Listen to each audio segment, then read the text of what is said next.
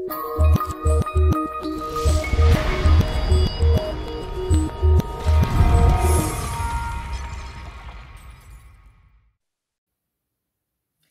folks, Salamacha Junubin. So I just really want to so this is obviously the second in the 3-part series where I talk about why it is I've decided to support NAS. And I think in my personal opinion, we would be most of the way towards solving what I see as a problem in South Sudan if South Sudanese people en masse adopted the attitude of humility. And I say that because, let's just be real, if you are not a particular gender, a particular age, have a particular kind of profession, I mean, the more those characteristics don't fit the standard in Junub, the less and less your opinion is valuable.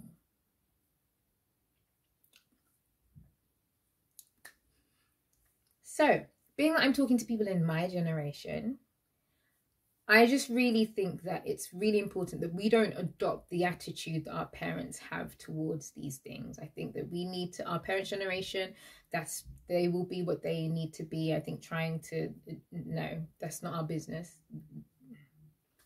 They will do what they need to do. I think what we need to do is humble ourselves and first and foremost recognize that if you are in the West, or if you're living in the diaspora and you're employed, you have food in your stomach, you have a roof over your head, you've had an education, or you have one,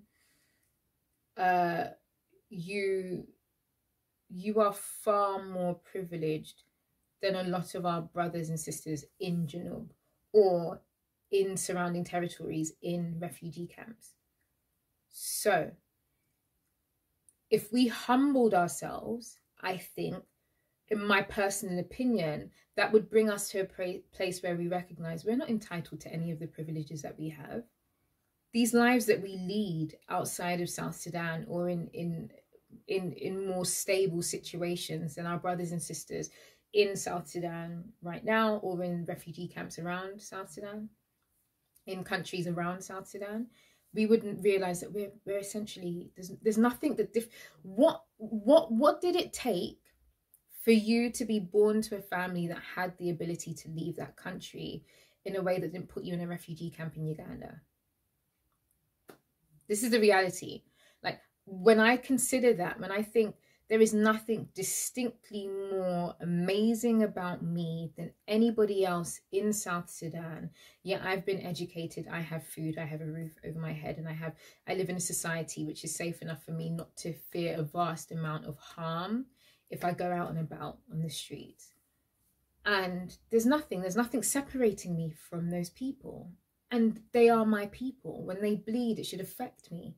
When they're hurt, it should affect me. When they cry, I should hear them and want to resolve their issues. So when I have those conversations with myself, I realize that for me not to speak about these issues was for me to be so comfortable in my place that I thought, no, everything that I have, I deserve. And therefore, I don't have to serve anybody else. I don't have to use the benefits and the privileges that I have to speak out against the ills happening to my brothers and sisters who currently don't have a voice. If I feel like, no, sorry, I've got what I need, I'm good, and I don't care about them, then what I really do is I destroy my people.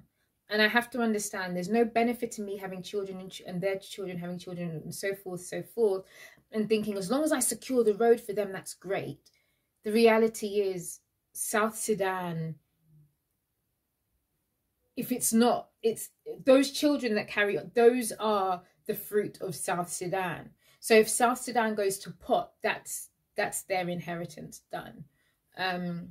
So for me, I had to sit there and think that I want a Sudan that doesn't mean that because of the access to education and exposure to other parts of the world doesn't disadvantage my brothers and sisters that don't have that. I think what that should give me is a better means and mechanism to serve in a variety of different ways.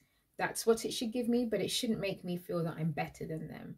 And I feel like I don't know if that's how many of you feel or not, but I do think that if we dig down and we carve out the reasons why it is we don't feel the need to do much or get ourselves clued up on the politics of South Sudan, or think about ways that we can serve our people in a way that benefits them first before it does anything to benefit us.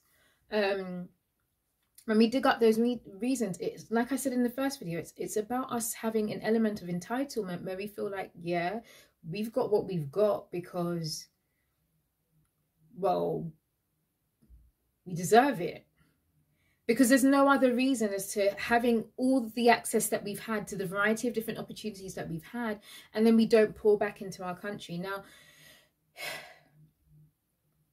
if you do not believe you are in a situation or a place where you have the ability to serve, I'm not talking to you. If you don't feel that you are in a space in your life where you can serve, I'm not talking to you. I'm talking to people like me who are employed, who have a roof over their head, who have food in their stomach, and are competent enough to sit there and consider things that are beyond their immediate needs. And the reality is not everybody is in that space. I don't have children right now. I don't have any commitments that are so beyond me that they take paramount priority in my life. I don't. I'm a roaming about woman in my early 30s, well, just 30, but you know, whatever we move, who's free to do pretty much what I want to do with my time. So if you're in a similar position, or you're at university and you're considering careers and things like that, then, and you're considering what you can do in future, I think you are definitely at a place in your life where you can start to think, what can I give back to South Sudan? And that comes from a place of humility, recognizing that you don't deserve any of the things that you have, and because you have them, you being privileged enough, you can, with your time and the resources you have available to you and the exposure that you have, give back to South Sudan. I'm not saying anybody has to.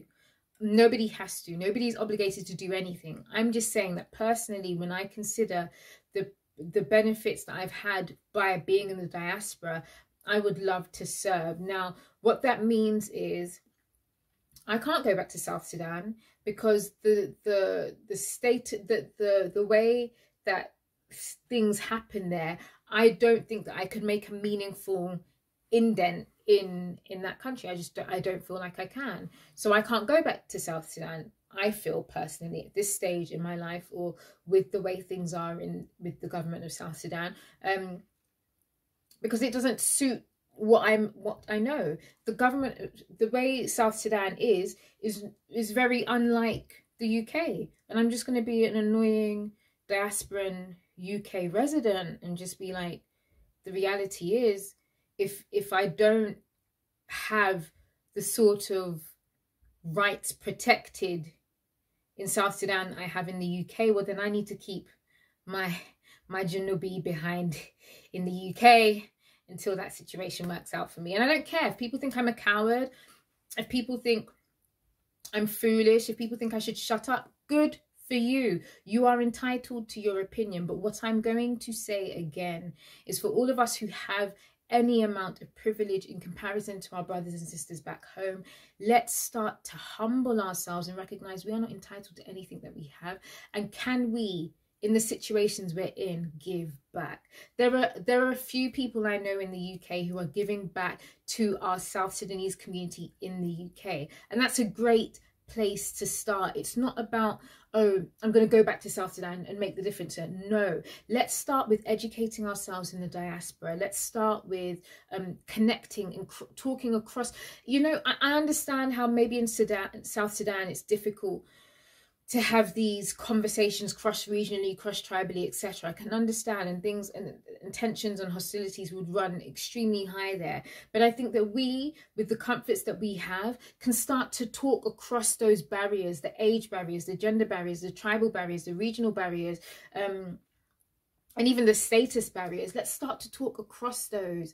And the children of these people that have imputed these ideas to us, let's start to talk across those. Let's not come at each other with animosity or hostility because our parents think this or our parents do that. Let our parents' generation do what they need to do for what they think they need to do for us. Let us start to have these conversations amongst ourselves so that we can go past. Because if we mimic our parents, we will replicate their problems. We will replicate the country they have created for us. But if we try and do things differently, maybe, just maybe, we will have a better South Sudan. So this video is just really to make a plea to fellow Junubian brothers and sisters.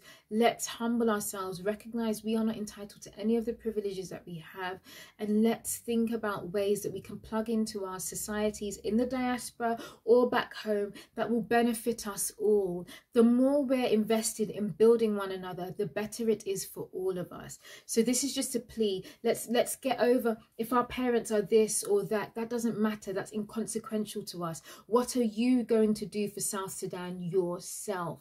Let's not ride in the coattails of our parents and their generation and what they did, because the reality is we have to pioneer on our own. So this is a plea. Let's humble ourselves. Let's recognize that we are just like those people in refugee camps. We are just like them. It could have easily have been us.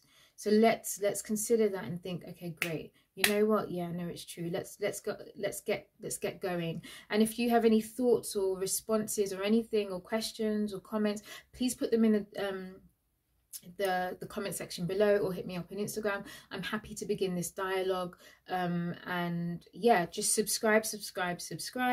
I will hit you up with more content.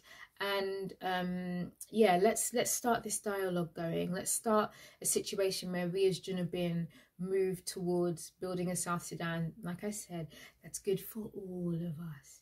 So it's been good hanging out. I hope you have a good evening or day or whatever your situation is, and have yeah, just have a good long hard think about what it is. Number one, how privileged you are, and then number two, what you can give back. And if you don't feel that you're privileged, then sit there and think, with the little that I have, what can I do to get myself educated about the future of South Sudan?